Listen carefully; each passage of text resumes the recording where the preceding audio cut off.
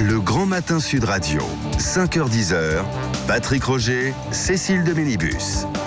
8h08 ce matin, c'est notre invité actu. Hugues Rançon est avec nous, député de Paris et candidat à l'investiture La République En Marche pour la mairie de Paris.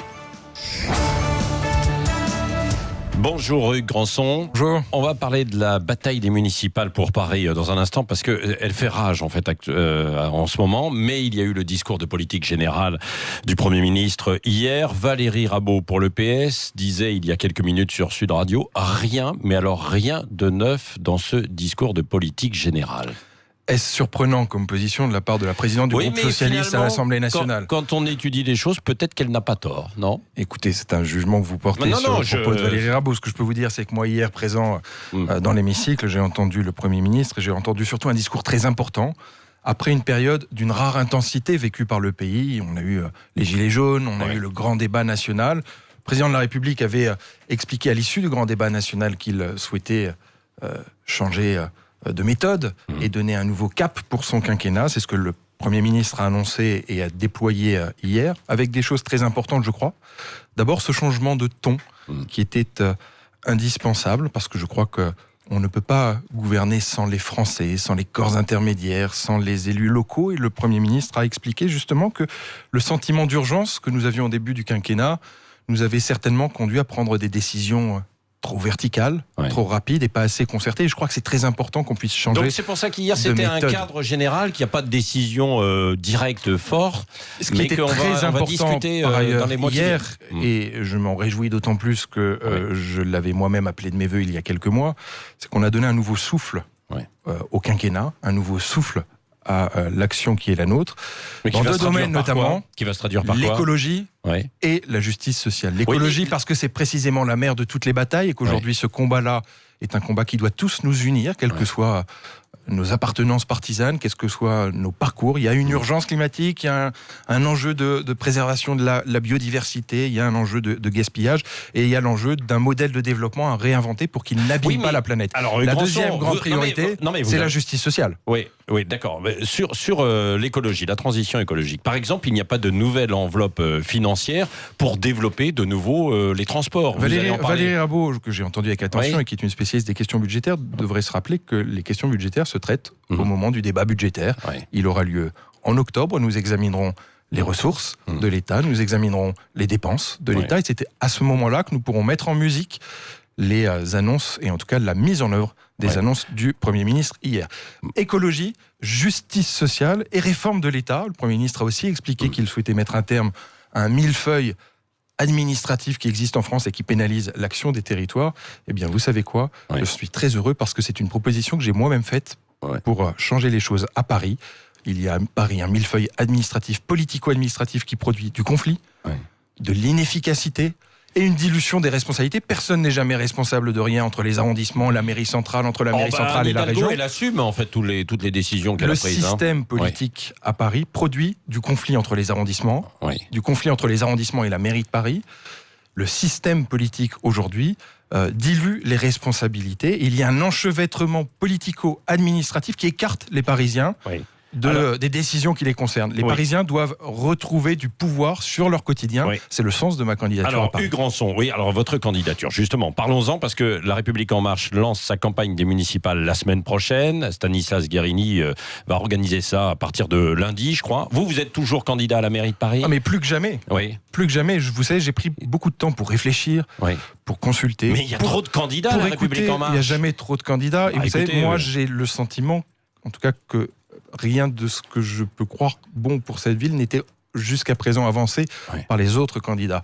Le problème n'est pas le nombre. Ce qui compte, c'est de choisir le bon candidat, la bonne méthode et la bonne vision qui répondront aux aspirations des Parisiens. Vous savez, on parle beaucoup en ce moment de procédures, de désignation, d'alliances d'appareils. On ne parle pas du tout des Parisiens. Les Parisiens qui nous écoutent ce matin, qui sont soit dans leur voiture, soit dans leur cuisine, ne se demandent pas avec qui on va faire alliance pour gagner Paris. Ils se demandent juste qu'est-ce qu'on va pouvoir faire de différent, de plus et de mieux qu'Anne Hidalgo. Comment trancher alors ? Il faut des primaires ? Écoutez, moi je pense en tout cas qu'il faut du temps.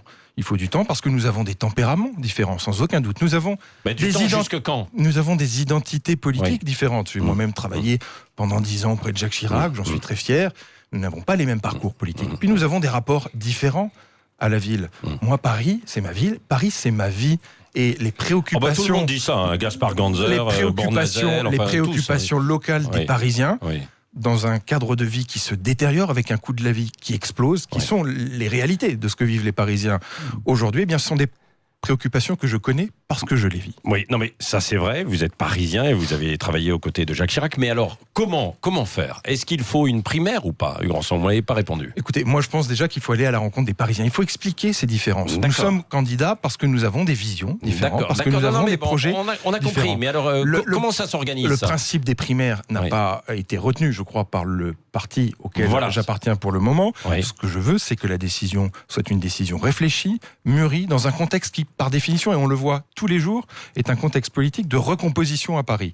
Eh bien, moi, je souhaite que nous prenions le temps pour exposer nos visions, pour exposer nos solutions qui ne sont pas les mêmes. Donc les exposer au sein de La République En Marche et devant les Parisiens. Et devant les Parisiens. Les Parisiens. Ah oui, mais alors qui va trancher ? Donc des primaires. On a expliqué. Donc vous voudriez des primaires alors ? Patrick Roger, si vous me permettez de répondre à votre question bien sûr. tranquillement et en étayant la réponse.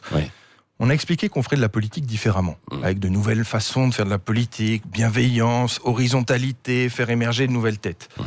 C'est certainement pas pour reproduire 2 ans après des méthodes partisanes que nous dénoncions nous-mêmes lorsque nous avons soutenu Emmanuel Macron. Oui, c'est ça, en nommant directement Benjamin Griveaux. Ce que je souhaite, c'est que nous puissions avoir un temps de débat, parce que le débat est sain. Je n'ai pas peur du débat, et je crois que personne ne devrait avoir peur de ce temps d'échange. Vous savez, sur les 5 ou 6 candidats qui se présentent à l'investiture pour devenir maire de Paris, on est à peu près tous d'accord sur cette nécessité de débattre. Oui, de débat, jusque quand alors ? Pour moi, la décision ne peut intervenir et ne pourra intervenir qu'après l'été. Pas avant, ce serait se précipiter. Je vois 2 risques aujourd'hui. Le risque de la précipitation et le risque du renoncement par rapport à notre façon de faire de la politique différemment. Je veux être le gardien de cette promesse originelle. Nous avons dit que nous ferions différemment, faisons différemment. Mais parlons surtout des problèmes des Parisiens. Bien sûr. Propreté, pollution, sécurité, anarchie dans les rues. C'est un cadre de vie qui se détériore. Et en face, vous avez un coût de la vie qui explose. Quand vous avez un cadre de la vie qui se détériore et un coût de la vie qui explose, vous avez une ville qui se vide. 12 000 Parisiens quittent chaque année la ville. Des jeunes talents ne peuvent pas venir s'y installer. Des loyers qui sont trop élevés. Les familles qui souhaitent s'y agrandir ne peuvent pas y rester, et je ne me résous pas à cette situation. Est-ce que vous avez une mesure qui va se distinguer des autres alors ? Moi, je l'ai dit, Big Bang institutionnel, c'est le remplacement de la gestion par arrondissement par une gestion par quartier. Je crois que les Parisiens doivent pouvoir décider eux-mêmes de ce qui est bon pour eux. Parce qu'aujourd'hui, quand il y a un trou dans la chaussée, ils s'adressent à la mairie de Paris, qui renvoie qui a la responsabilité aux arrondissements, puis à une direction. Personne n'assume aujourd'hui la responsabilité. Il faut simplifier, clarifier les compétences à Paris, et certainement enlever un niveau. Il y a 527 élus à Paris. Quasiment autant que pour la France entière à l'Assemblée nationale, c'est trop. Et une autre mesure en matière de coût de la vie, je souhaite qu'on prenne en considération le montant des dépenses de logement, qui sont absolument conséquentes à Paris, dans la tarification des services publics municipaux. Si vous déduisez ces dépenses de logement de la tarification, c'est des places de crèche qui sont moins chères, c'est des coûts de cantine qui sont moins chers, et c'est du pouvoir d'achat pour les familles parisiennes immédiat. Oui, dernière question brièvement, Hugues Rançon. Vous êtes issu de l'UMP, de la droite. Est-ce que vous êtes prêt à travailler justement pour cette candidature avec des élus LR qui sont en train de quitter le parti? Écoutez, moi j'entends les déclarations des uns et des autres. Je crois qu'on ne gagnera pas Paris par la droite, ni par la gauche, ni même par l'écologie. On gagnera Paris en étant fidèles à nos promesses et en restant nous-mêmes. Si certains, quelle que soit leur famille politique, veulent nous soutenir, qu'ils le fassent, ils sont les bienvenus. Mais je demande juste de la clarté. Que pensent-ils, ces élus des Républicains, sur la piétonisation des voies sur berge, sur la réduction de la place de la voiture ? Que pensent-ils, ces élus des Républicains, sur l'annonce qui a été faite hier de la PMA pour toutes les femmes ? Voilà, les choix se font dans la clarté. Il ne faudrait pas qu'ils nous voient comme une entreprise de recyclage ou comme une bouée de sauvetage après un désastre au scrutin européen la semaine dernière. Il faut qu'ils nous voient comme une force politique qui veut travailler au progrès, qui veut travailler des solutions concrètes pour les Parisiens. On l'a compris, c'est un appel du pied. Hugues Rançon, député de Paris. Comme vous voulez, en tout cas, je souhaite que nous ne fassions que des choses utiles pour les Parisiens. Merci Hugues Rançon. Merci à vous de votre accueil. D'avoir été invité ce matin sur Sud Radio. Restez avec nous, il est 8h17. Le Grand Matin Sud Radio. Yves de Kerdrel. Avec Fiducial Informatique, un choix de solutions informatiques par métier.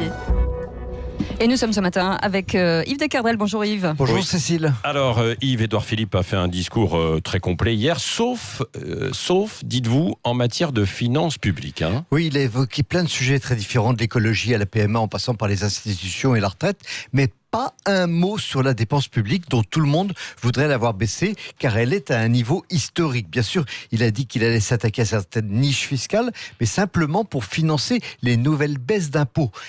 Mais tout ça, c'est du très court terme, alors que le gouverneur de la Banque de France a averti hier que la dette allait atteindre cette année un record historique. Mais le pire, c'est qu'Édouard Philippe semble prendre plaisir à s'affranchir des contraintes financières, puisqu'il a déclaré « La responsabilité politique, c'est de mettre en œuvre des principes.